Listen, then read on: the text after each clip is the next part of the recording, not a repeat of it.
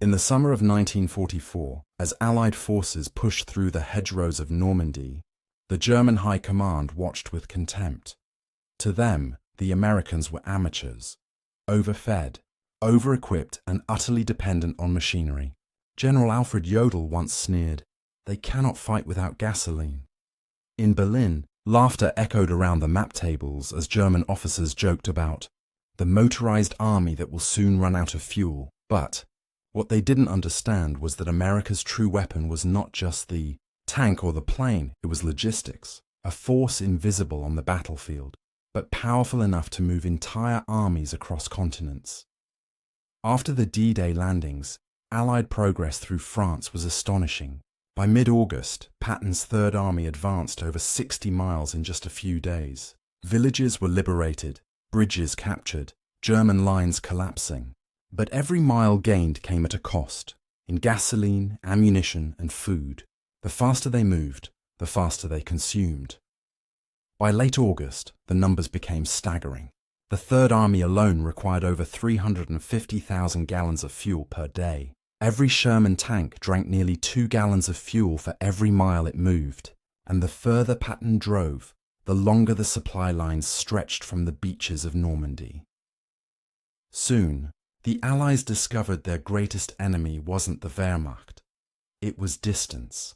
French roads, battered by retreating Germans, were littered with craters and wreckage. Railways were bombed beyond use. Bridges over the Seine and Loire were gone. Fuel depots, still under construction, lay empty. And with ports like Cherbourg damaged or still contested, Allied supply ships had nowhere to unload quickly. By early September 1944, Patton's tanks rolled to a halt. Engines coughed, sputtered, and died, not from enemy fire, but from thirst. Men waited in confusion, staring down empty jerry cans, surrounded by victory, yet paralyzed by logistics. In the headquarters of the Wehrmacht's Western Front, German officers smirked. Intelligence reports confirmed, the Americans are stalled. Their trucks cannot reach them. They laughed again. The mighty American war machine, they said, was nothing without its gasoline. But what the Germans dismissed as weakness soon became history's most extraordinary logistical turnaround, a feat that would shock even their most seasoned commanders. The crisis reached the highest levels of Allied command.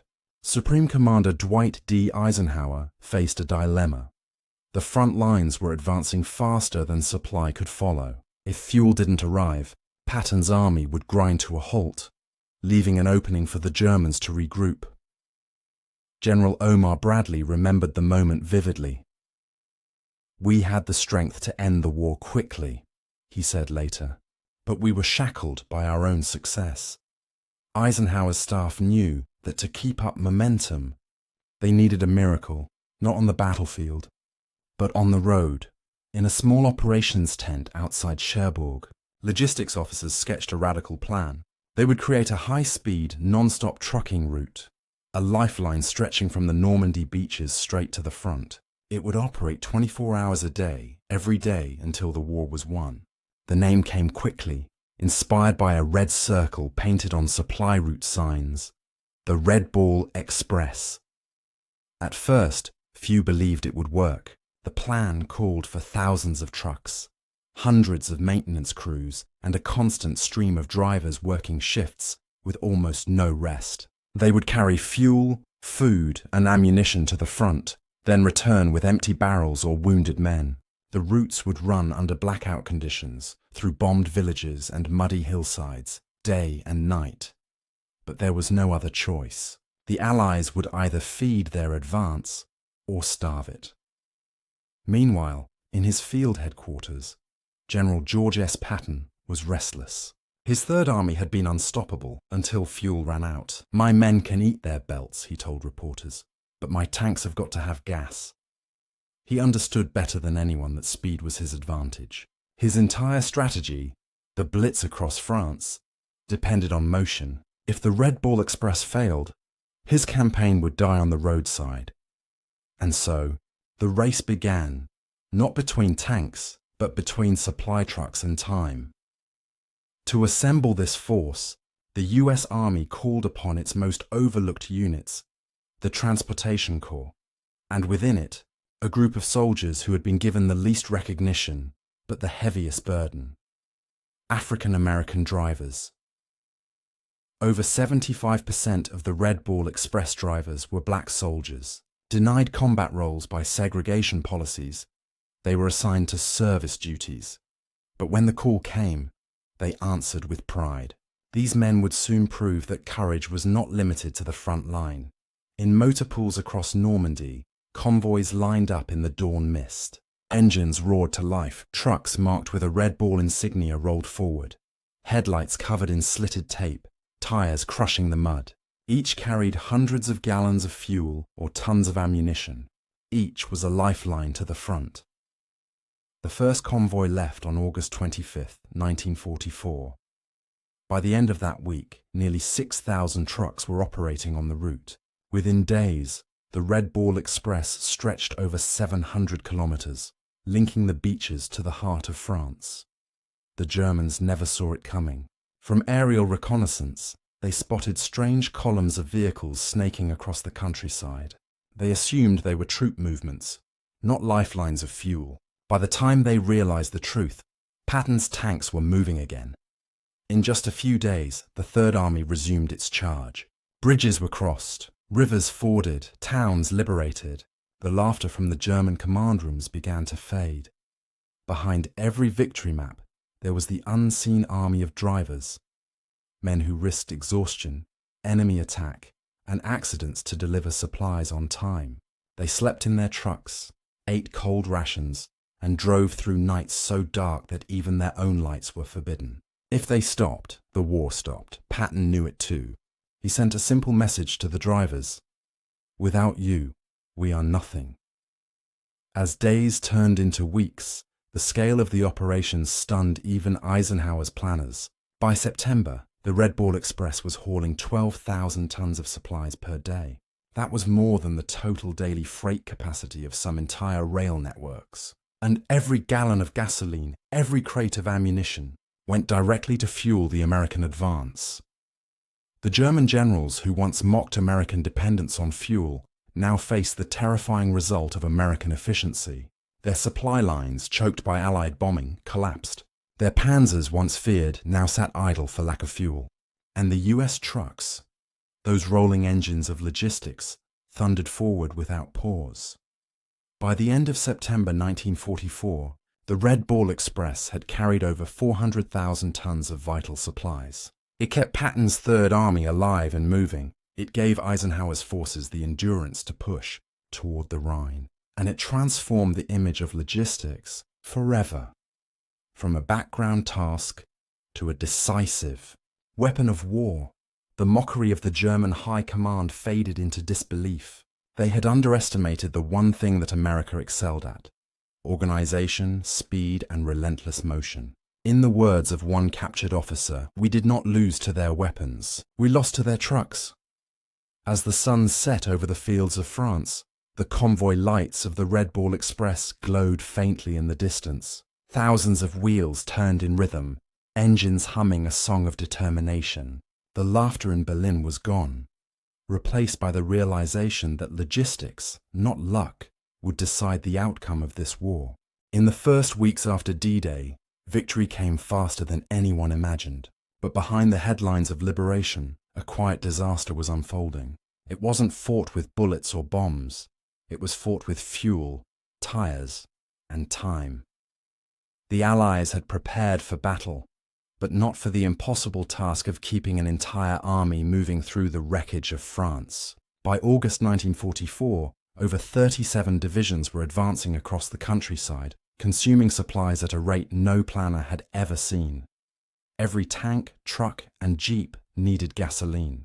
Every soldier needed food, ammunition, and medical gear. And all of it, every last gallon and bullet, had to come from the beaches of Normandy.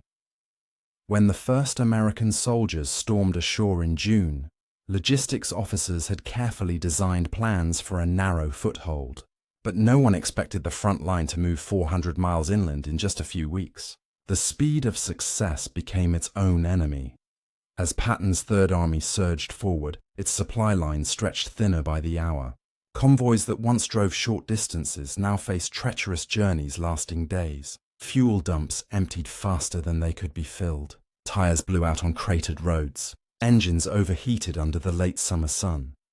At headquarters, reports poured in of trucks breaking down and drivers lost in the labyrinth of French backroads. Maps were outdated, signs destroyed, entire villages lay in ruins, bridges collapsed into rivers, and through it all, the fuel tanks kept running dry. By late August, the numbers were alarming. The Allied advance consumed 1.5 million gallons of fuel every single day. That's enough to fill over 20,000 trucks. Yet the ports at Normandy could only handle a fraction of the needed supplies. Cherbourg, the main port captured in June, was still half ruined. The cranes didn't work. The piers were clogged with sunken ships and wreckage. Every barrel of fuel had to be unloaded by hand, pumped through makeshift hoses, and then reloaded onto trucks for the long road ahead. As the front pushed deeper into France, each extra mile meant more fuel burn just to deliver fuel. It was a vicious circle. The faster the Allies advanced, the faster they risked starving themselves of the very resources that made them strong. General Eisenhower's staff called it the snake, eating its own tail. Patton's armored divisions, the pride of the Allied campaign, suddenly sat idle in open fields, their engines silent. Soldiers who had marched across Europe now waited helplessly beside tanks that could not move. In the German command bunkers, the news brought a flicker of hope. They had been retreating for months, but now intelligence reports told them, the Americans have outrun their supplies.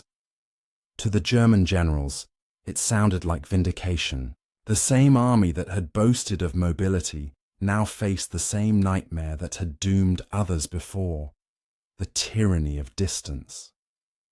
They joked that Patton's mighty tanks had been defeated by a jerry can. In truth, they weren't entirely wrong. The American war machine was drowning in its own success. Each day, the gap between front lines and depots grew wider. Each bridge destroyed forced detours of dozens of miles. Fuel convoys crawled at walking speed over dusty tracks. The farther east they went, the less they could rely on railroads. German demolition teams had made sure of that. Rails were twisted, locomotives burned, and depots mined before retreat. France's once vibrant transportation network was reduced to rubble. At the same time, weather turned against them. Summer heat baked the open plains by day, while rain turned dirt roads into rivers of mud by night. Trucks sank to their axles, supplies spoiled in the humidity. Dust-choked carburetors, sand-clogged filters, and drivers battled exhaustion on endless routes. Yet the orders never stopped. Keep moving. The front must not slow down. By mid-August, fuel trucks were so scarce that engineers resorted to bizarre improvisations. They siphoned gas from wrecked vehicles. They used captured German tankers. Some units even filled water trailers with gasoline. Anything that could carry liquid was pressed into service. At one airfield, mechanics built a pipeline using old fire hoses, pumping aviation fuel through ditches and hedgerows to refuel bombers. It was dangerous, desperate, and astonishingly effective. But even such ingenuity couldn't keep up with the pace of the advance. The problem grew so severe that Eisenhower's planners considered halting the offensive altogether. The British, facing similar shortages, proposed diverting resources to rebuild railways instead. But Patton protested fiercely. To him, stopping meant surrendering initiative. "We can't wait for trains," he barked. "Wars are won by momentum," Patton's chief of staff added grimly. "If we stop, the Germans will breathe again." The pressure was clear. If the Allies paused now, the enemy might recover and fortify the Siegfried Line. Thus began one of the most intense logistical crises of the entire war. Every general agreed that something revolutionary had to happen, but no one was sure what form it would take. Colonel Loren Albert Ayers, a logistics officer, described it later. "We were like a man running with buckets of water to a burning house, faster and faster. until we realized we needed a fire hose. That hose would soon come, born out of desperation and imagination. In late August, supply officers gathered near St. Lo to brainstorm. The meeting tent was filled with maps, grease-stained uniforms, and exhaustion. Some proposed using temporary pipelines. Others suggested airlifting fuel with C-47s. But none of these could sustain an entire army. Then came an idea so bold it sounded absurd. What if convoys of trucks ran continuously, 24 hours a day, every day, from the ports to the front? No rest, no pauses, no diversions, just a rolling chain of motion. They would need thousands of trucks, drivers, mechanics, and traffic control units. But if it worked, it could feed Patton's blitz like an artery. The plan broke every rule of conventional logistics. Normally, supply routes had rest points, checkpoints, and fuel depots along the way. This new route would have none of that. It would be a single, circular highway. Trucks going out full and coming back empty. Non-stop. They called it Operation Red Bull. The name came from American railroad slang. A Red Bull signifying express freight that must never be delayed. Soon, the red circle would become the most recognized symbol on the roads of France. The first challenge was manpower. The army was short on trained drivers, infantry units were stretched thin, engineers exhausted, mechanics overworked. So the call went out to the Transportation Corps, and particularly to the segregated African American truck companies. Within days, entire battalions of black drivers volunteered or were reassigned. Many had faced discrimination and limited opportunity. Now, they were about to carry the weight of the entire Allied advance. The logistical base near Cherbourg erupted into chaos and activity. Trucks were lined up by the thousands. Crews painted red circles on bumpers. Maps were drawn, convoys organized, and radio codes issued. The Red Bull route was divided into two parallel lanes. One for loaded trucks heading east, one for empty trucks returning west. Military police set up checkpoints to control traffic. Any vehicle not part of the convoy was forbidden from entering the route.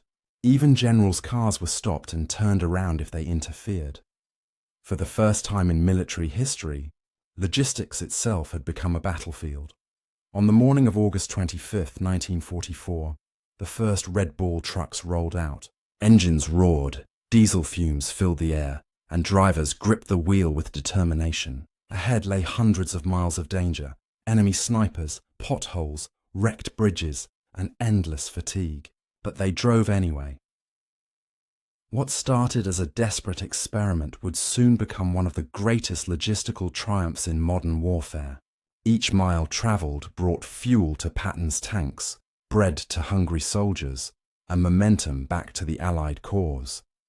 The Red Bull Express was not just a supply route, it was the artery of victory. The first engines roared to life in the grey dawn of August 25, 1944. Exhaust smoke hung low over the Normandy countryside. The Red Bull Express had begun. Convoys lined the muddy fields outside St. Lo, hundreds of olive-drab trucks in perfect formation. Each one carried fuel, food or ammunition stacked to the roof. Painted on the front bumper was a bright red circle, a simple mark that meant priority passage, no delay, no stop. From that moment, the Red Bull was more than a supply line. It was a lifeline. The first convoy rolled forward under drizzle and mist. Engines coughed, gears ground, and tires slipped in the mud. Each driver stared at the horizon ahead. 700 kilometers of broken road, rubble, and danger. The orders were clear. Drive, don't stop, deliver. Military police guarded every junction, waving the trucks through with urgency. Signs marked with red circles pointed the way. One lane east to the front, one lane west for the return. Any vehicle not marked with a red ball was pulled aside immediately. Even generals were stopped if they blocked the route. The road now belonged to logistics. From Cherbourg to Chartres, from Le Mans to Reims, the Red Bull Express stretched like an artery across France. It pulsed with motion day and night. Engines never went silent. Convoys moved in endless rhythm. Headlights dimmed, convoy markers glowing faintly through the fog. In less than 24 hours, the new system began to show results. Fuel reached Patton's tanks again. The Third Army came back to life. Momentum, once slipping away, surged forward. Inside the truck sat men who had never expected to become heroes. They weren't pilots or tank commanders. They were drivers, mostly young, mostly unrecognized, and mostly African American. Segregation still defined the US Army in 1944. Black soldiers were often assigned to labor units, not combat roles, but on the Red Ball route, they carried the war on their shoulders. More than 75% of the Red Ball drivers were black soldiers from the 490th, 514th, and 519th truck companies, among many others. They faced not only the dangers of the road, but the prejudice of the era. Yet when the call came, they answered without hesitation. Private Joe Wilson, one of the first drivers, later said, "We didn't think about glory. We just knew those boys up front needed gas. If we didn't drive, they didn't fight." His words became the spirit of the Red Ball Express. Day and night, through dust and rain, they drove. They slept inside their trucks. They ate rations cold from cans. Some drove up to 20 hours straight. Every time they closed their eyes, they saw the road, endless, grey and alive with motion. The dangers were constant. German aircraft occasionally strafed the convoys. Snipers lingered in forests near the roads. Accidents were common. Trucks overturning on sharp turns, brakes failing on hills, tires shredded by shrapnel. But the drivers kept going. They called themselves the never-stopping army. When trucks broke down, mechanics arrived within minutes. If they couldn't repair it, the cargo was transferred to another truck on the spot. Nothing was allowed to sit still. A single delay could starve a front line. At the command level, the Red Ball Express was a miracle of organization. In less than a week, over 6,000 trucks were assigned to the route. Traffic control teams monitored every intersection. Fuel dumps were positioned along the corridor. Maintenance depots worked 24 hours repairing engines and tires. The entire operation was managed like a living machine. Thousands of moving parts, perfectly synchronized. Each truck had a number and a manifest. Each convoy had a radio call sign. Military police stationed every few miles ensured the rules were followed. Speed limit 25 miles per hour. Penalty for delay, immediate reprimand. Efficiency meant survival. To prevent chaos, the Red Ball route operated under one unbreakable rule. Nothing stops the convoy. If a truck stalled, the driver pulled off the road, signaled with a flare, and waited for the maintenance team. The rest kept going. At night, blackouts were enforced. No headlights, only tiny hooded lamps to guide the way. Drivers followed the dim glow of the truck ahead, sometimes just a shadow in the fog. They learned to drive by instinct and sound, counting seconds between turns, memorizing the rhythm of the road. It was dangerous. It was exhausting, but it worked. By the second week, the numbers were astonishing. Red Ball trucks were delivering 12,000 tons of supplies every day. Fuel barrels, rations, spare parts, ammunition, all reaching the front faster than ever before. In comparison, the German army, crippled by Allied bombing, could barely move a fraction of that amount. Their tanks sat idle for lack of fuel. Their soldiers went hungry while the Americans rolled forward. What had begun as a desperate improvisation had become the beating heart of the Allied advance. Life on the road forged a new kind of camaraderie. Drivers formed small teams, one behind the wheel, one on lookout, one sleeping in the back. They decorated their trucks with names: Betsy, Road Queen, Black Magic. They sang to stay awake. Some blasted jazz from field radios, defying exhaustion and monotony.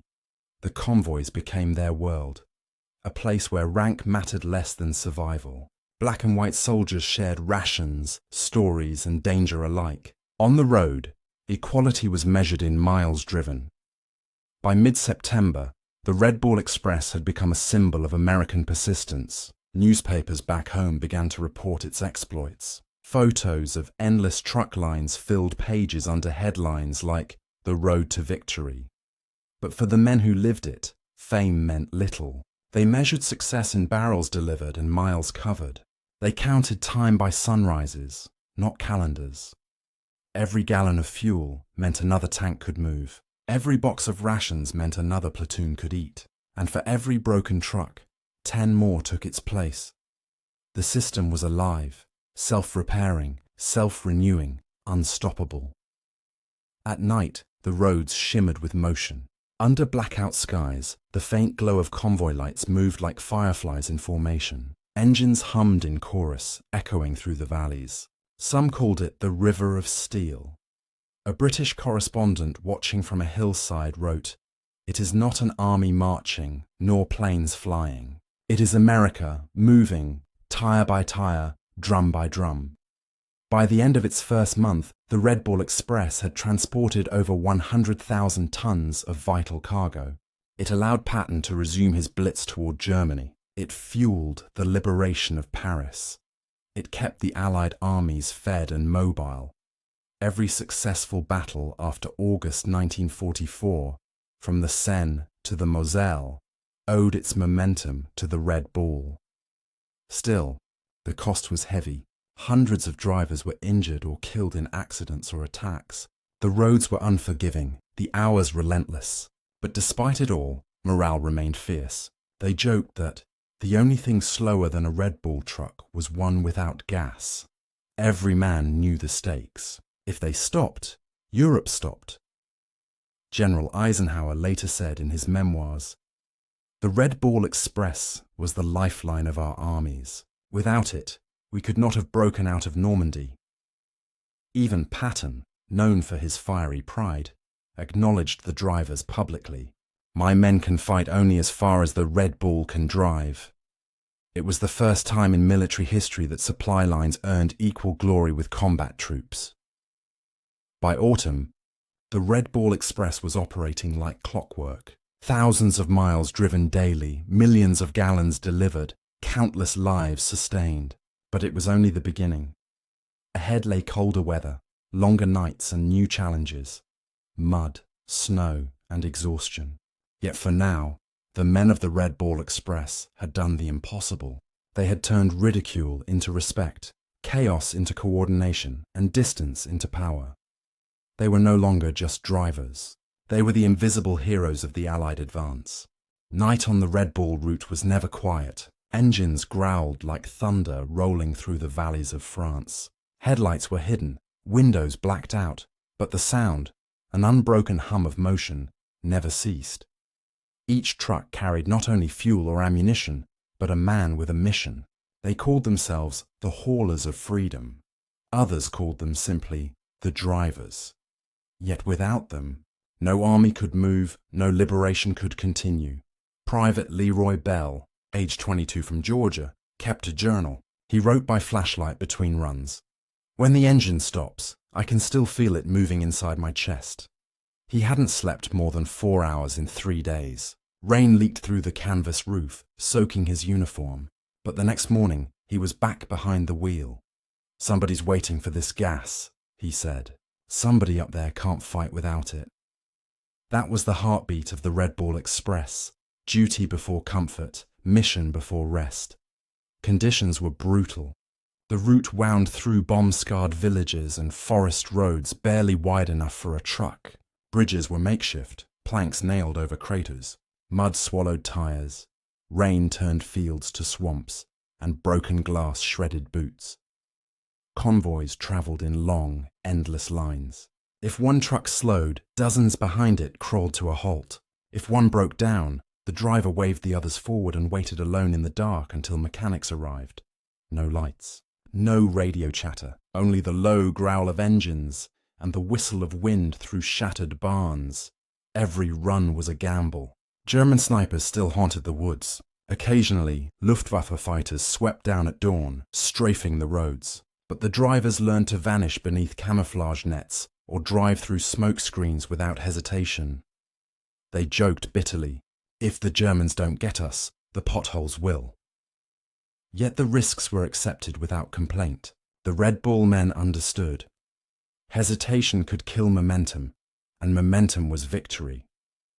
Inside the convoys, a new brotherhood formed, rank blurred. Race lines dissolved in the rhythm of the road. Sergeants fixed engines for privates. White officers shared coffee with black mechanics at 3 a.m. For once, respect came not from insignia, but from endurance. Corporal Henry Starks remembered, "On that road, nobody cared about colour. We cared if you could drive all night and still smile in the morning." That quiet defiance, the unity born of exhaustion, became the moral engine of the express. Each day began before dawn. Drivers checked oil, tightened straps, inspected tires. A red circle was repainted on the bumper if mud obscured it.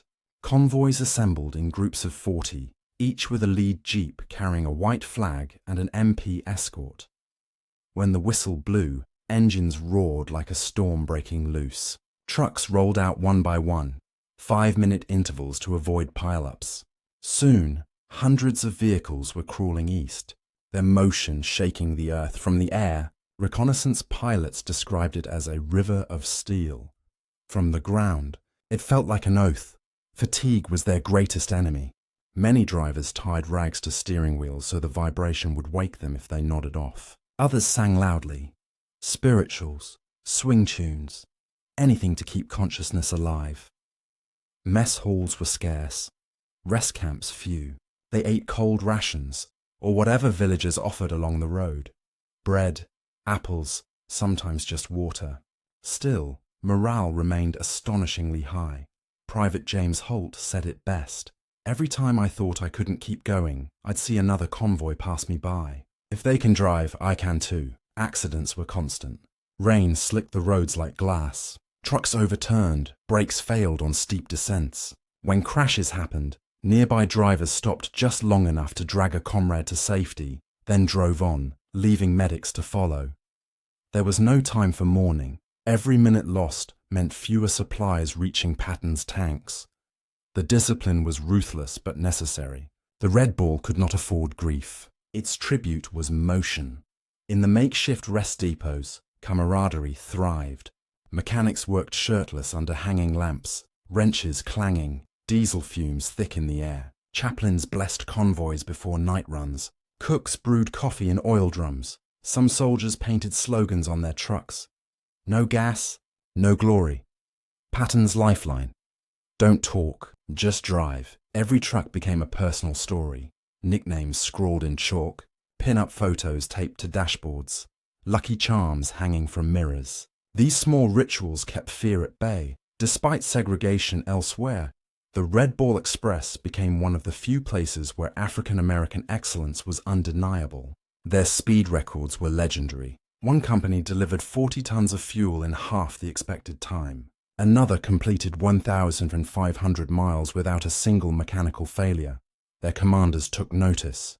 General Eisenhower personally commended the units, calling them a model of discipline and devotion. The praise spread quickly among troops at the front. For many, it was the first time they realized who was really keeping them alive. At roadside stops, infantry soldiers saluted the convoys. Sometimes they tossed chocolate or cigarettes into passing trucks as thanks. Drivers responded with honks and waves, engines never slowing. It was respect born from necessity and gratitude born from survival. The line between front and rear had blurred. Every man now fought the same war, the war to keep moving. One night near Argentan, a convoy came under artillery fire. Shells lit the sky, roads cratered, trucks scattered into fields. Private Eddie Raines lost his headlights but kept driving by moonlight, refusing to stop.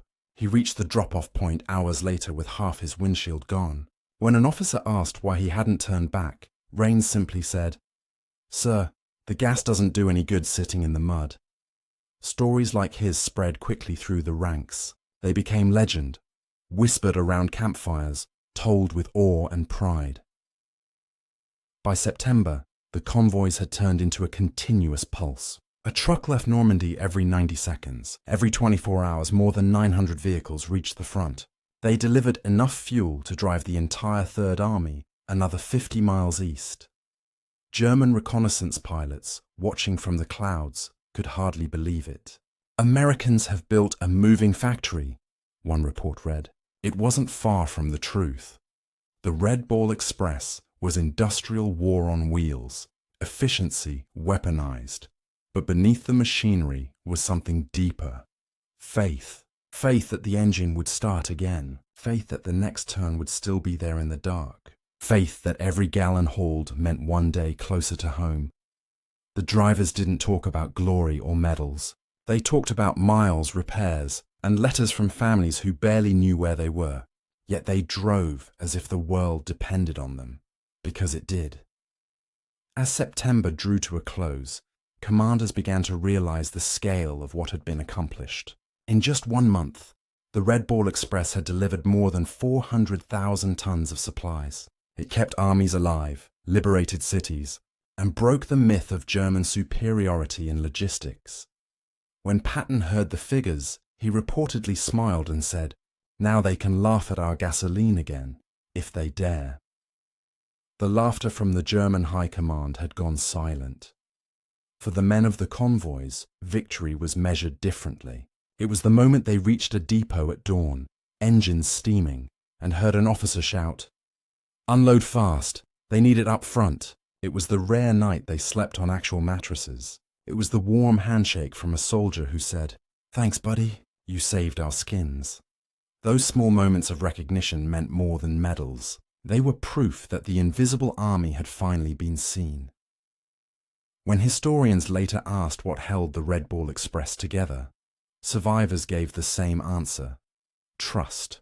Trust in their trucks, trust in the man behind them, trust that no matter the danger, the convoy would keep moving, and move it did. Across mud, through fire, into history. Rain fell like curtains over northern France. The fields that once echoed with the sound of liberation now drowned in mud. Every rut, every crater filled with water, turning roads into rivers of brown sludge. The Red Ball Express did not stop. It could not. Engines groaned as trucks sank half their wheels into the muck.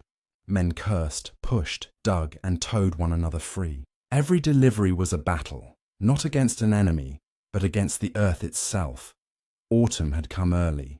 Cold winds swept from the English Channel, slicing through thin canvas covers. Drivers wrapped themselves in raincoats, shivering behind fogged windshields. Visibility dropped to a few feet. Headlights remained dim to avoid detection. Some convoys drove entirely blind, following the faint red glow of the truck ahead. Lose sight for even a second, and you were lost. One soldier later said, "There were nights when the rain hit so hard, we couldn't tell if the engine was running or drowning." Mud-clogged radiators, jammed gears, and froze tires. Fuel drums had to be rolled off trucks by hand because the loading cranes couldn't grip in the rain. Mechanics worked knee-deep in sludge, fixing transmissions by lantern light. They wrapped engines in tarps, using empty ammunition crates as workbenches. Each hour brought a new breakdown, a new delay, a new reason to give up. But no one did. Every soldier on the Red Ball route understood that giving up meant soldiers at the front would starve or stall. That knowledge kept them moving when their bodies wanted to quit. By late September, the convoy's nickname had changed. They called it the Mud Ball Express. The humor was bitter but defiant. Drivers smeared grease on their faces to fight the glare of rainwater. They wore gloves patched with rags and boots held together by tape. No one cared about uniform regulations anymore, only about survival. They drove through storms so fierce that rivers overflowed, washing bridges away.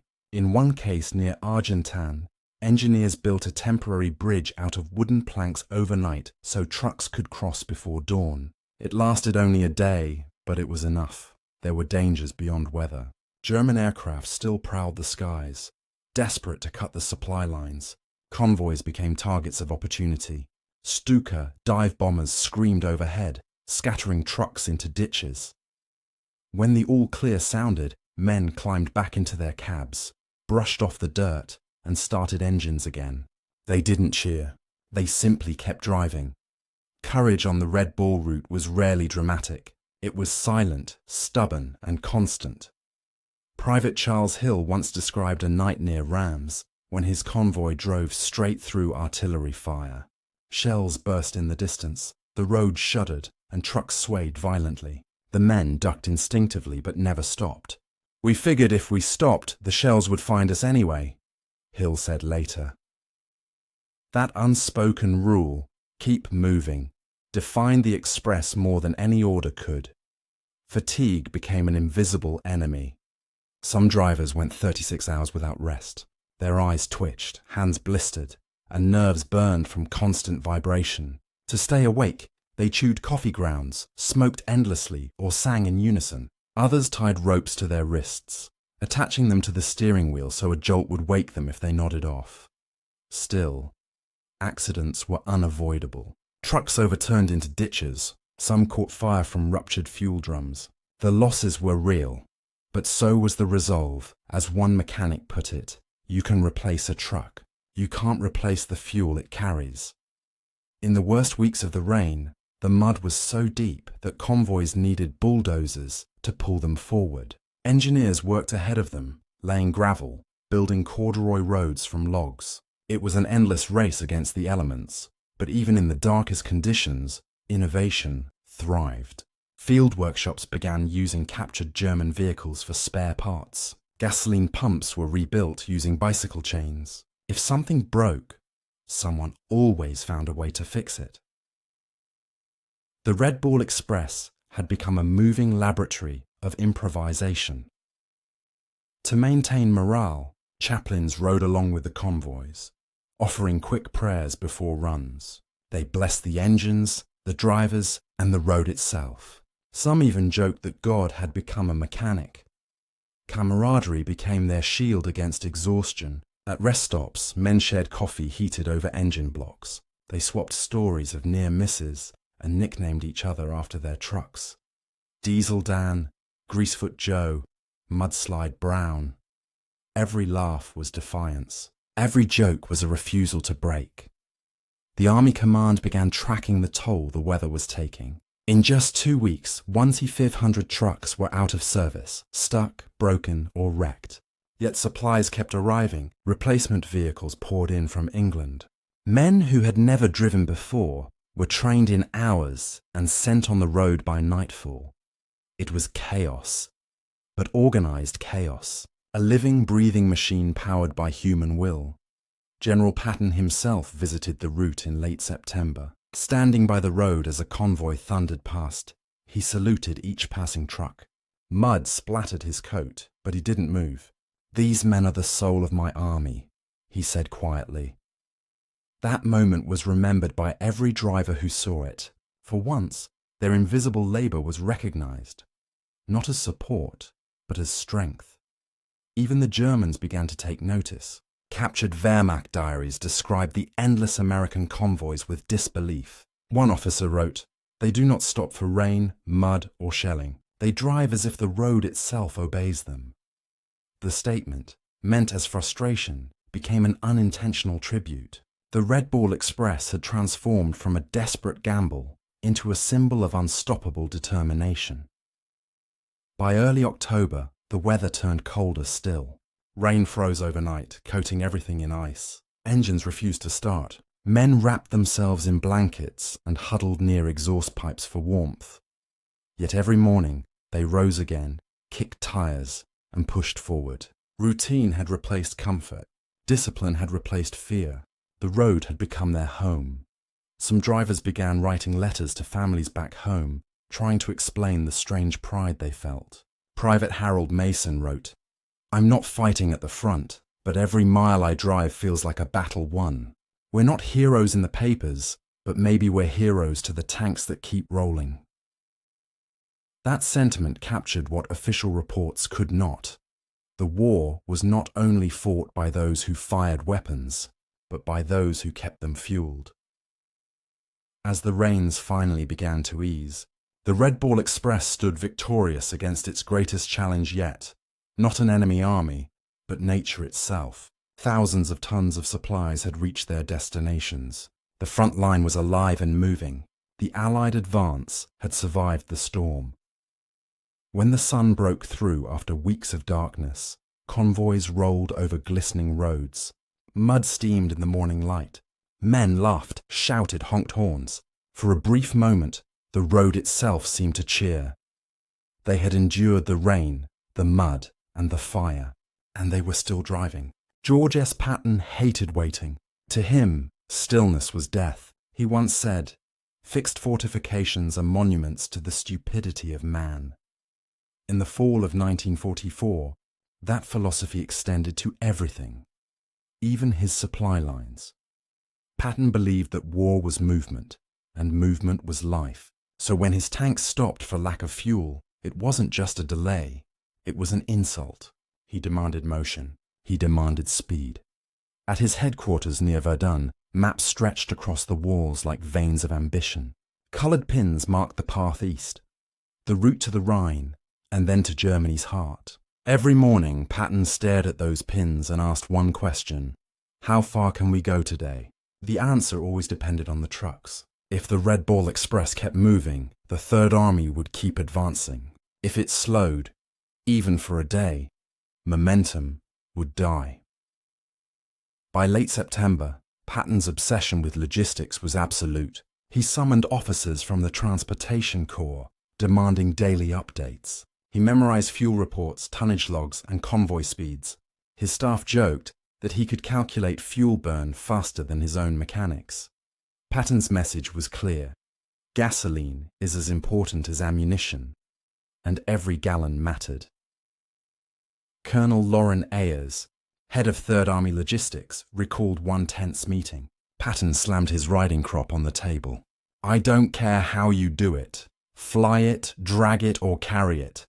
But get me the damn gas." No one argued. His fury wasn't arrogance. It was strategy. He knew that Germany was collapsing, but only speed could finish the job before winter. He believed that momentum was the most lethal weapon of all. At the Red Bull command posts, Patton's urgency rippled like electricity. Dispatchers shortened rest cycles, cut paperwork, and doubled convoy frequency. New rules were posted in bold letters. No stops, no excuses, no empty miles. Every truck was ordered to run 2 shifts per day. If a driver was too tired, another took the wheel. Maintenance teams worked in rotating crews, keeping engines alive 24 hours. The Red Ball Express had become a living organism, breathing, grinding, unstoppable. But speed came at a cost. Accidents increased, engines burned out, trucks overturned on corners taken too fast, yet the flow never stopped. In Patton's view, losses were acceptable as long as the line kept moving. "You can't make an omelette without breaking eggs," he told one reporter bluntly. It was brutal logic, but the war left no room for hesitation. Meanwhile, German forces were retreating faster than they could regroup. Their fuel reserves were collapsing under Allied bombing. Entire panzer divisions sat immobile, their tanks abandoned for lack of diesel. Patton knew that logistics had become the new front line. "The side that can move fastest wins," he told his staff. And so, he turned the Red Ball Express into his own weapon. To meet Patton's demands, commanders redesigned convoy tactics. They introduced leapfrog refueling, smaller trucks carrying spare fuel, followed behind main convoys, ready to refuel others mid-route. Repair crews rode with the drivers instead of waiting at depots. Supply schedules were tightened from 24-hour cycles to 18. Nothing was allowed to idle. Even paperwork became fuel efficient, replaced with color-coded tags and chalk markings. Every minute saved meant another tank could fire by dusk. At night, the Red Bull highways glowed faintly under blackout hoods. Trucks raced in silence, their drivers guided only by instinct and dim convoy lights. Rain pelted windshields, mud splashed up to the windows. And still, they pressed on, faster than ever. Military police logged new records daily. A route that once took 18 hours was now done in 11. Convoys rolled non-stop from Cherbourg to the Moselle, more than 700 kilometers, without pause. It was madness turned into precision. Patton monitored every metric. He ordered fuel consumption graphs pinned beside battle maps. Every time supplies reached the front on schedule, he sent handwritten notes of praise. But when delays occurred, his temper exploded. In one instance, he personally radioed a convoy captain who had stopped for the night. Patton's voice thundered through the static. "If your trucks aren't rolling in 10 minutes, I'll replace your entire command with drivers who can." 10 minutes later, engines were roaring again. Despite his intensity, Patton understood logistics in a way few generals did. He once told a young officer, "Battles are won by the quartermasters before they're fought by the infantry." That sentence became gospel among his staff. He treated the Red Bull drivers as soldiers on the front, because they were. When word came that several drivers had been killed in ambushes, he ordered medals for them personally. "They die carrying the heart of the army," he said. "That's as brave as any man in a tank." In early October, as the Allies neared the German border, Patton's obsession reached new heights. He pushed for round-the-clock advance. Convoys were told to deliver supplies even under bombardment if possible. Weather be damned, roads frozen, rivers flooded. The trucks had to keep moving. Eisenhower's staff worried about exhaustion, but Patton refused to slow down. He believed that the window of victory was closing, and every lost hour could cost thousands of lives later. "We have them on the run," he declared. "If we stop to rest, we start over from zero." The results were undeniable. By mid-October, the Red Bull Express was moving 15,000 tons of cargo per day. That was double its original target. Fuel depots near the front were overflowing for the first time in months. Patton's armoured columns roared across France once more, engines fed by the convoys behind them. The general's gamble on speed had paid off.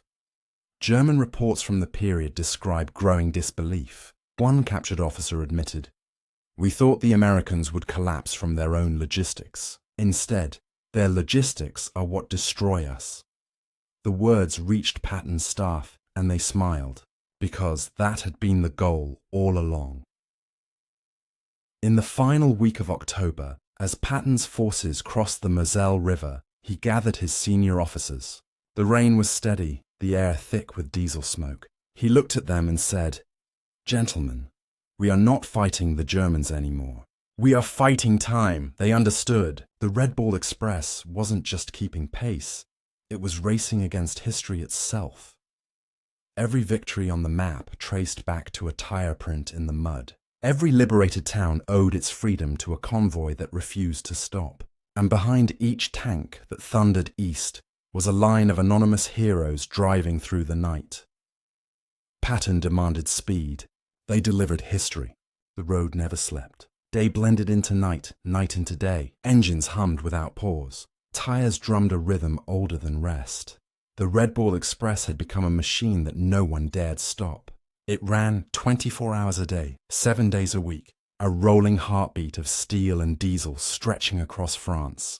At dawn, convoys thundered through mist-covered valleys.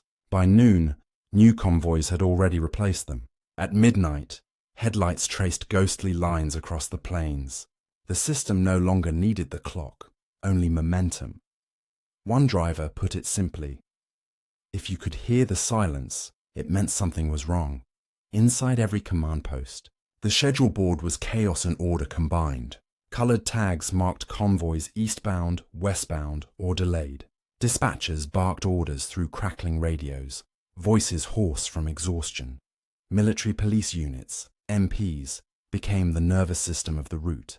They directed traffic, enforced blackout discipline, and rescued stranded trucks. They wore white armbands and carried whistles instead of rifles, but their authority was absolute. If an officer's car entered the wrong lane, MPs stopped it. Even generals had to obey the Red Bull sign. The convoy code was sacred. No stops, no detours, no exceptions. Every few miles, MPs maintained checkpoints, nicknamed traffic shrines. Here, trucks were counted, refueled, or redirected. Delays were logged to the minute. A missed truck number triggered radio alerts all the way up the chain. One MP sergeant remembered, it was like keeping track of ghosts in the fog. If one vanished, the whole road felt it. To sustain the 24-hour rotation, a new discipline emerged. Each truck carried 2 or 3 drivers. When one collapsed from fatigue, another slid silently behind the wheel. Rest happened in motion, men sleeping upright, heads bouncing against steel. The army called it rolling rest. The drivers called it sleep with your eyes open. Every second counted. Maintenance crews mirrored the same tempo. Workshops never closed. Engines were stripped, rebuilt and running again within hours.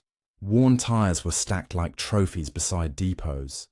Grease-covered mechanics joked that the trucks aged faster than men. Some vehicles logged over 20,000 miles in 3 months, on roads meant for horse carts. Every vibration was a warning. Every sound could mean life or a breakdown. The logistics officers measured success not in days, but in ton miles. Each Red Ball truck averaged 100 miles per shift, carrying 5 tons of cargo. At its peak, the system delivered over 15,000 tons daily, enough to supply an entire modern army corps. No train network, no port, no rail yard in Europe matched that output.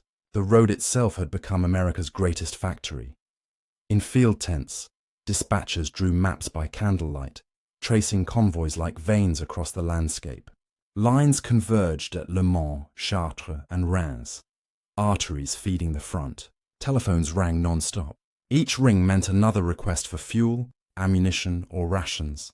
There were no slow days, only heavy days and heavier ones. Drivers learned to navigate by instinct. Landmarks became friends.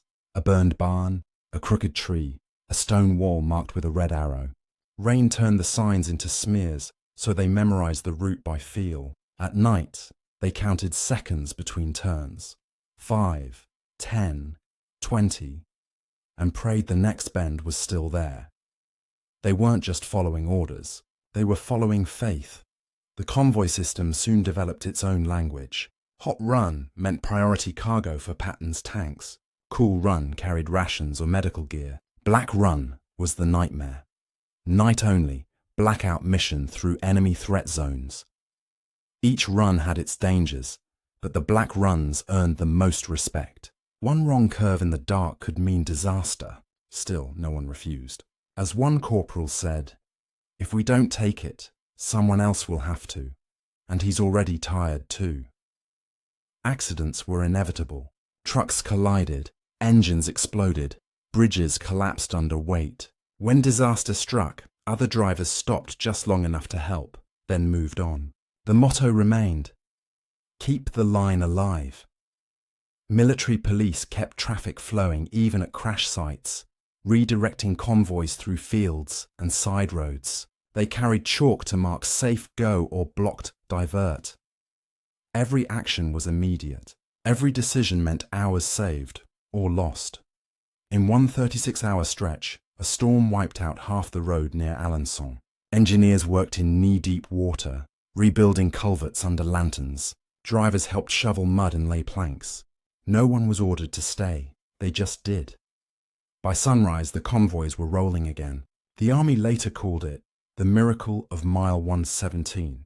The drivers simply called it another night. To maintain morale, commanders implemented a reward system. Convoy units that exceeded quotas received hot meals, extra rations, or days of rest, but most refused the rest. They didn't want to be the missing link. Private Eugene Parker wrote home, "Mama, I drive till my eyes burn, but when I hear that engine start, I feel proud again."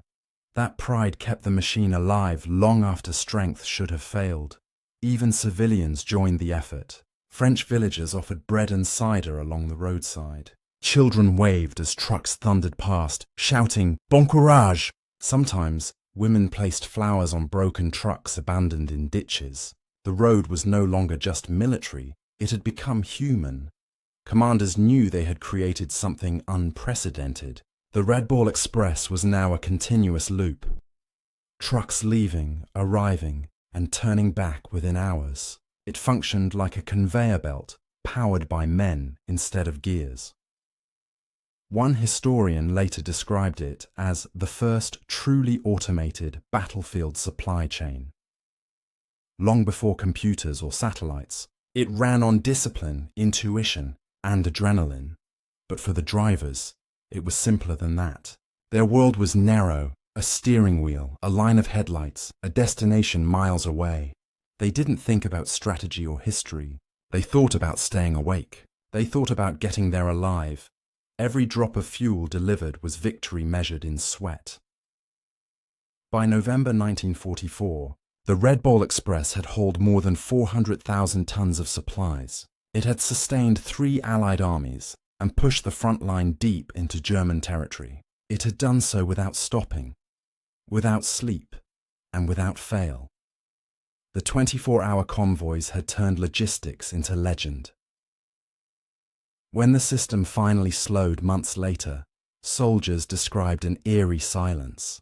The roads were empty for the first time in 90 days. Men stood listening to the quiet, almost uneasy. After so much noise, stillness felt unnatural. One driver whispered, "I think I miss the sound already." The Red Ball Express had achieved what no army had ever done before. It had conquered time. The road, the trucks, the drivers, the endless rhythm. Together they proved that victory isn't only about who fights hardest, but who keeps moving longest. The convoy lights faded, but the echo of their engines would roll on through history. In early October 1944, the fields of France trembled again. Engines roared, tanks rolled. The Red Ball Express had done its work, and now the front was alive. The convoys had fed the beast. Fuel drums became firepower. Barrels of gasoline turned into miles of liberation. Every drop delivered down those muddy roads was now burning in the engines of Patton's armoured divisions. Patton's Third Army surged forward like an unleashed tide. Sherman tanks thundered across the plains toward the German frontier. Half-tracks followed close behind, dust rising in golden clouds. Each machine was a miracle of motion, powered by the invisible army of drivers far behind them. Commanders began to call it the Second D-Day. Not an invasion by sea, but by fuel. From the air, Allied reconnaissance pilots saw something extraordinary. Columns of armour stretching for miles, moving without pause. No stalls, no gaps, no shortages. Just the steady, unstoppable grind of progress. One British observer radioed back, "It looks like a river of metal flowing east." That river was fed by Red Ball gasoline, every gallon pumped by men who never stopped driving. For the first time since Normandy, Patton's armoured Spearhead was at full strength. Each division had its tanks refueled, rearmed and repaired. The M4 Shermans, once idle and dusty, now raced forward with renewed ferocity. The Germans, still reeling from retreat, had no idea how quickly the Americans could recover. They expected exhaustion. They found acceleration. The joke once told in Berlin, "America runs out of gas," had turned into a nightmare. Every morning, Red Ball convoys arrived at forward depots under camouflage nets. Fuel drums rolled off trucks in synchronized rhythm. Each barrel was stenciled US Army, motor gasoline. The smell of fuel filled the air, sharp and electric. Soldiers joked that the scent itself was victory. They knew that somewhere behind them, men were still driving through the night to make this moment possible. The chain was unbroken. At division headquarters, Patton studied fresh maps spread over his Jeep hood. Supply lines were marked with red pencils, lines that pulsed like arteries from Normandy to the Moselle. He jabbed his finger toward Germany and said to his staff, "Keep them fueled, and we'll be in the enemy's backyard before they know we're coming." No one doubted him, because behind every word stood the proof. Thousands of trucks roaring west to east, 24 hours a day. As tanks advanced, Red Ball fuel trucks followed close behind. It was a new doctrine of warfare, mobile resupply. Instead of waiting for depots, gasoline came to the front. Drivers risked artillery fire, mines, and chaos to keep up with the armoured columns. At night, they rolled without headlights, guided only by stars and instinct. By day, they darted through bombed roads and bridges, unloading under enemy threat. They called it chasing the front. The teamwork was astonishing. In less than an hour, entire tank battalions could refuel and rearm. Crews worked in silence, hoses snaking between vehicles, engines idling low. The moment the last tank was topped off, orders came. Move out. No hesitation, every minute mattered. Every drop of gasoline burned faster than it could be replaced. Yet the supply never stopped. Not once. By mid-October, the Third Army had regained full momentum. They liberated city after city, Nancy, Metz, and Thionville, driving the Germans back toward the Siegfried Line. Each success traced its origin to a convoy that had refused to rest. Historians later noted that no other army in history had ever moved so fast, over such distance, entirely by motor transport. The Red Bull Express had turned logistics into strategy, and strategy into victory. The relationship between driver and tanker became symbiotic. They had never met, yet their fates were bound. If a driver fell asleep, a tank starved. If a tank was destroyed, a driver's fuel went to waste. They existed in different worlds, one in mud and rain, one in fire and steel, but they fought the same battle. Keep moving. One tanker commander wrote in his diary, "I don't know who those men are that bring our gas, but I swear I owe them my life." Even the German intelligence network took notice. Reports intercepted by the Allies revealed disbelief. "The Americans move as if they carry their own refineries," one message read. "Their tanks never stop. Their trucks never rest." The Germans tried bombing supply roads, but the Red Bull routes shifted overnight. They tried ambushes, but convoys rerouted through side roads within hours. It was like trying to stop the tide with a shovel. The flow of fuel changed the very rhythm of the war. Commanders no longer planned operations by calendar, but by consumption. If gasoline arrived early, attacks began early. If trucks arrived late, entire divisions paused. Logistics had become the heartbeat of modern combat. For the first time, strategy was dictated not by terrain or weather, but by supply velocity, and that velocity was unmatched. As Patton's tanks pushed east, they began to reach the limits of the Red Bull network. The roads grew longer, bridges thinner, the distances more punishing. To compensate, engineers extended the route daily, leapfrogging depots forward. Pipelines were laid across rivers, new refueling stations built overnight. It was an ever-moving organism, flexible, relentless, alive. The result was extraordinary. Between September and November 1944, the Red Bull Express delivered over 400,000 tons of fuel and ammunition. Without it, the Third Army would have frozen in place. With it, they carved a path through the heart of occupied Europe. Every liberated town bore witness to the convoy's echo, the rumble of engines, the hiss of brakes, the smell of diesel. Journalists visiting the front began calling it the army that never slept. Photos appeared in newspapers, soldiers leaning against gas drums, smiling despite the grime. Families back home finally learned of the unsung supply corps keeping the war alive. But the drivers themselves didn't think of fame. They only thought of the next delivery, the next road, the next dawn. Because as long as the tanks rolled, their mission wasn't done. On November 8, 1944, Patton stood beside a refueling column outside Metz. Rain streaked his helmet. He watched as tank crews filled their engines from Red Bull trucks still dripping mud. He turned to his aide and said quietly, "They said we couldn't fight without gas. Look around. We're proving them wrong every mile." It wasn't a boast. It was truth made tangible by motion. That day marked a turning point. The Red Bull Express had fulfilled its purpose, to turn mobility into might. The tanks were rolling again, not because of luck or timing, but because of an army of invisible heroes who refused to stop.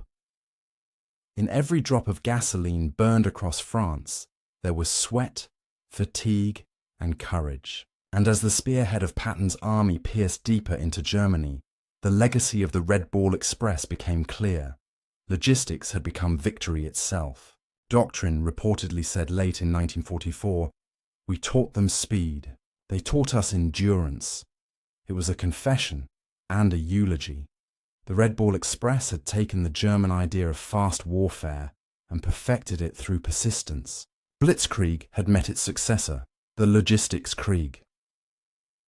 When the Allies finally crossed into Germany, they found depots filled with empty fuel drums and burned trucks. The irony was haunting. The German army, once the master of mechanized war, had lost to the power of motion itself. What had begun as an American experiment in desperation had ended as the greatest logistical operation in modern history. By the time the Red Ball Express completed its final run, the enemy's disbelief had turned to silence. Captured officers stared at endless rows of trucks and whispered, "We never stood a chance against that." And they were right. The war was being won not only with courage, but with capacity. Not just with soldiers, but with systems. The Germans had faced tanks before. They had never faced time itself. By late November 1944, the German Western Front was unraveling, not in a single battle, but in thousands of silent failures. Engines that wouldn't start, tanks that couldn't move, and soldiers too cold to fight. The lines on Hitler's map still looked solid, but on the ground they were dissolving into exhaustion. The Red Ball Express had outlasted the storm. Fuel and food arrived faster than the enemy could destroy them. American convoys became rivers of movement, while German roads filled with wreckage and retreat. Every mile the Allies advanced was another nail in the coffin of the Reich's Western defense. In the field headquarters of the Third Army, Patton's staff tracked the retreating Germans with satisfaction. Reports flooded in, cities abandoned overnight, bridges left intact, units surrendering without orders. The momentum was overwhelming. Colonel Paul Harkins, Patton's operations chief, summarized it in one sentence: "They can't run faster than we can refuel." By early December, Allied forces had reached the Saar River. The once formidable Siegfried Line, Germany's impregnable wall, stood exposed, but behind it were no reserves, no reinforcements, and almost no fuel. Entire German divisions were fighting on fumes. Some tanks were parked permanently, their crews reassigned as infantry. The era of blitzkrieg was over. On the Allied side, the contrast was stunning. Red Ball trucks thundered forward day and night, delivering fuel to mobile depots within artillery range of the front. Engineers built bridges across the Saar in record time. Tanks crossed as fast as fuel could reach them. For every German gun that fell silent, 10 American engines roared to life. Captured diaries revealed the despair of German officers. Major Heinrich Stahl wrote on December 5th, "We wait for gasoline as if it were salvation, but it never comes. The enemy moves like wind, we stand like stone." His words echoed the sentiment across the collapsing front. Even the bravest units could no longer move or fight effectively. Eisenhower's command understood what was happening. This wasn't just victory by combat, it was victory by endurance. Logistics had become the weapon of annihilation. Every gallon of fuel, every tire repaired, every truck that survived the mud, it all built toward this moment. The moment when an army, once mocked for its dependence on supply, became unstoppable because of it. At Patton's forward headquarters near Nancy, the atmosphere was electric. Reports confirmed that the Red Ball Express was still hitting over 14,000 tons of deliveries per day. It was enough to sustain 3 full armies simultaneously. Patton walked into the operations tent, mud still clinging to his boots. He looked at the map, saw the arrows stretching eastward, and said, "Gentlemen, the Germans have run out of war." In towns like Metz and Thionville, German resistance collapsed in hours. Civilians waved white flags before Allied units even arrived. Soldiers surrendered in groups, hungry and broken. They weren't defeated by numbers. They were defeated by hunger, cold, and the endless sound of American engines rolling closer. One German sergeant reportedly said at capture, "You have trucks, we have ghosts." The psychological weight of that truth was devastating. The Wehrmacht had been built on mobility, the lightning war. Now it was paralyzed. Its commanders no longer thought of victory, only of delay. Every kilometer lost meant less chance of regrouping, less chance of survival. Meanwhile, the Allies grew faster, stronger, more confident. For every hour that passed, the difference widened. Weather, too, played its role. Freezing rain turned German trenches into ice. Engines seized, fuel thickened in tanks and froze in lines. But the Red Ball Express pressed on. Convoys now fitted with chains, headlights dimmed, drivers wrapped in blankets. They moved through snow, sleet, and darkness, unstoppable. The Germans called it the Iron River that never freezes. At the strategic level, the German High Command was in chaos. Orders contradicted each other. Communications failed. Some generals demanded counterattacks. Others begged for retreat. No one had the resources to do either. Hitler, still convinced the Allies would stall, refused to believe that logistics could decide a war. His armies were starving for oil, but his pride was drowning in delusion. By contrast, the Allies had perfected motion. Every Red Ball convoy fed a division. Every division pushed forward another mile, and every mile shortened the war. The machine was working exactly as designed. In one remarkable 48-hour period, the Third Army advanced over 40 miles without a single fuel delay. It was the kind of operational tempo that had once defined German success. Now it belonged to the Americans. Officers at headquarters realized the irony. The master of blitzkrieg had been defeated by the students of logistics. Even German civilians began to notice. In captured villages, they heard the constant hum of Allied convoys at night, a deep, rhythmic vibration that never stopped. To them, it sounded like the pulse of inevitability. A farmer near Saarlouis later told Allied interrogators, "We used to hear your planes, then we heard your trucks. We knew the end had come when the roads never went silent." The collapse wasn't sudden. It was gradual, systematic, and irreversible. Every hour the Red Ball Express ran, another thread in the German defense unraveled. Fuel shortages crippled artillery. Lack of food drained morale. Communications broke down as generators failed. When a system runs out of fuel, it stops thinking. By mid-December, American commanders looked across the Rhine and saw an enemy that was no longer dangerous, only desperate. The Western Front, once fortified and feared, had become a hollow shell. The Germans still had guns, but no means to move or supply them. What had begun as a logistical experiment had ended as a blueprint for modern victory. The Red Ball Express had proven that speed was nothing without sustainability, and that sustainability, when mastered, was invincibility. Each convoy that reached the front was a silent battle won. Each tank that refueled was a blow struck against collapse, and each road cleared was another step toward Berlin. When the last German strongholds west of the Rhine finally fell, Allied soldiers stood among the ruins and listened to the quiet. There were no engines, no orders, no resistance, only the distant echo of convoys still moving east. The heartbeat of an army that had learned to feed itself faster than anyone could stop it.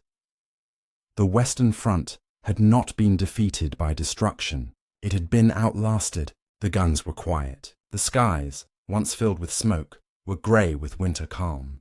Across Europe, engines that had roared for months finally went silent. The war was not over yet, but the rhythm had changed. The thunder of tanks gave way to the hum of memory. For the men of the Red Ball Express, silence was strange. After months of endless motion, the absence of vibration felt like falling asleep mid-dream. Many stood beside their trucks in disbelief, staring at still wheels.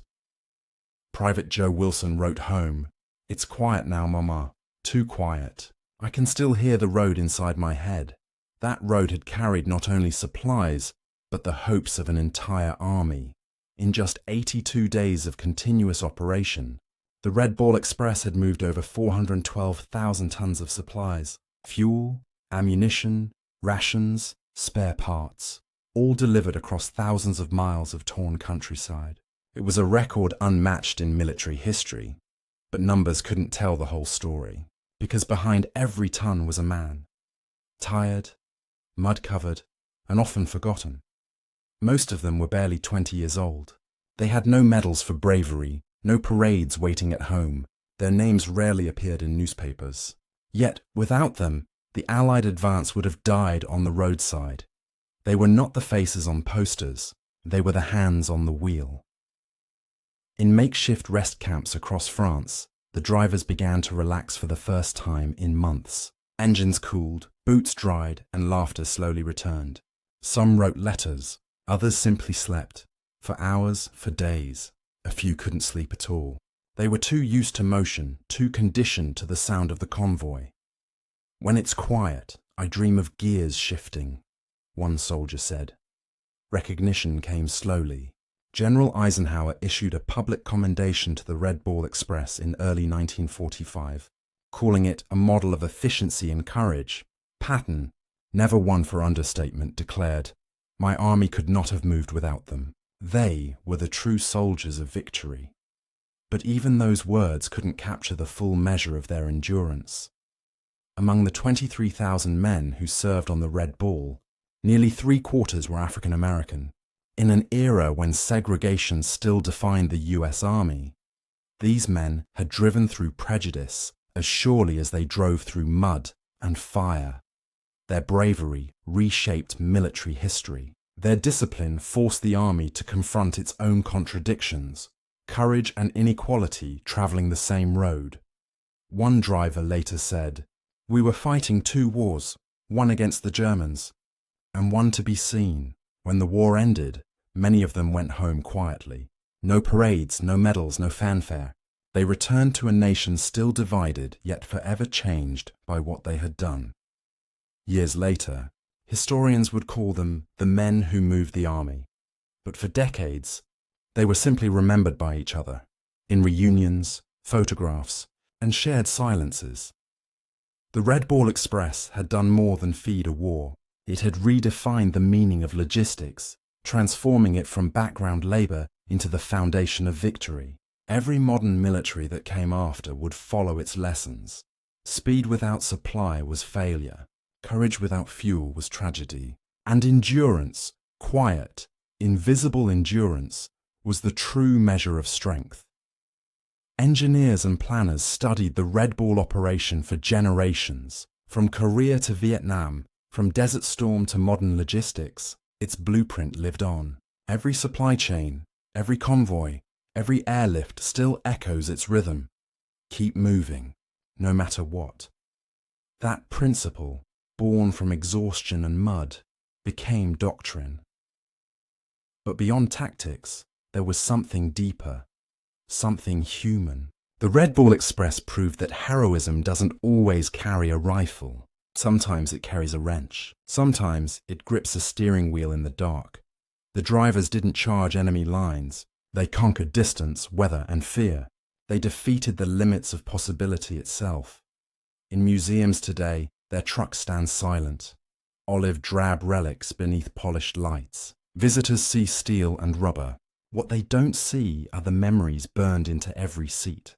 Hands blistered on cold steering wheels, eyes squinting through rain, hearts pounding as engines screamed uphill. Each scratch on the metal tells a story. Each dent is a victory. The legacy of the Red Ball Express endures not in medals, but in motion. Every modern road convoy, every relief effort, every humanitarian mission that defies distance carries its spirit, because the lesson they left behind is simple and eternal. Speed means nothing without purpose. Power means nothing without people. And history remembers not just those who fight, but those who keep the world moving. Private Harold Mason, who had once written home about being a driver no one would ever know, lived to see the day when people finally did know. At a veterans ceremony decades later, he stood before a restored Red Bull truck. Someone asked what it felt like to be part of it. He smiled and said, "We just kept driving. Somebody had to." That was all he ever needed to say. The Red Ball Express was more than logistics. It was proof of human endurance, the triumph of persistence over despair and unity over division, a brotherhood of motion that carried not just an army, but the idea that progress itself cannot stop. As the last engines faded into history, they left behind something greater than victory.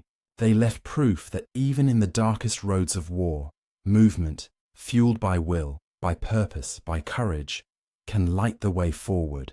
The roads are quiet now. No engines, no horns, no thunder of tires, just the whisper of wind through the grass where the convoys once rolled. Time has reclaimed the noise, but not the memory. Across the old routes of France, faint traces of the Red Ball Express still exist. A broken milestone, a rusted fuel drum half buried in soil, a road that curves the same way it did in 1944. Locals still call them les routes de la liberté, the roads of freedom. Historians often describe the Red Ball Express as a logistical marvel, but its legacy goes far beyond statistics and tonnage. It changed the way the world understood war and what it takes to win one. Before 1944, logistics was background noise. After the Red Ball, it became the heartbeat of modern warfare. Every army since has followed its rhythm, from Korea to the Persian Gulf, from humanitarian convoys to disaster relief. Its lessons endure. Speed, coordination, endurance, unity. Those 4 words, born from the mud of Normandy, still define every supply chain today. Modern military. Manuals still cite the Red Ball Express as Operation Efficiency Model. Number 1. But its real lesson isn't mechanical, it's human. Because the Red Ball Express wasn't powered by engines. It was powered by men, ordinary, uncelebrated, persistent. They weren't fighting for glory. They were fighting for movement itself. Movement meant life. Movement meant hope, and hope was contagious. In museums, visitors see the restored trucks. Olive green, polished, silent. But what they don't see is the rhythm that once shook the earth beneath them, the engines that sang through rain and fear, the hands that kept them alive when everything else broke down. Each dent tells a story. Each tire mark is a line in the script of freedom. For the men who drove those trucks, the war never truly ended. It followed them home, in dreams of roads that never stopped, in the phantom sound of gears shifting in the dark. Many rarely spoke about it. When asked what they did in the war, they'd shrug and say, "We just drove." But history knows better. Their endurance became the foundation of a new kind of warfare, one that valued supply as much as strategy, endurance as much as courage. The modern concept of total mobility was born from their miles. From them came the idea that logistics isn't behind the army, it is the army. In 1992, a monument was dedicated in Saint-Lô, a bronze truck, its wheels forever turning in stone. Etched beneath it are the words, "They kept the wheels of freedom rolling." Veterans stood in silence that day, their reflections shimmering in the metal surface. Some wept, others smiled. All understood what it meant to see their journey remembered at last. General Eisenhower once said, "The Red Ball Express represents the courage of men who did not fight to be seen, but who fought to keep others moving." That line became the unofficial epitaph of the operation, because that's what they were, invisible heroes of motion. When filmmakers and historians tell the story today, they often end with the same image, a lonely road stretching toward a horizon washed in light. No soldiers, no noise, just the road, because in that silence lies the truth. Victory was never about who fired first. It was about who refused to stop. The Red Ball Express stands as proof that history's greatest strength is not speed, but stamina. Not destruction, but creation. Not the roar of battle, but the hum of persistence. It reminds us that progress, in war or peace, is built 1 mile at a time, and so the story ends where it began. On a quiet morning, engines waiting, men ready. They did not know their names would fade. They only knew one command: keep moving. Today, when convoys roll in disaster zones, when fuel lines feed humanitarian aid, when machines and men work together to deliver hope, the spirit of the Red Ball Express is there, alive, unseen, unstoppable. Somewhere in the wind, you can still hear it, the low hum of engines, steady and sure, rolling east toward a dawn that never ends. The road goes on, the mission endures, and the silence that follows is not emptiness. It is reverence.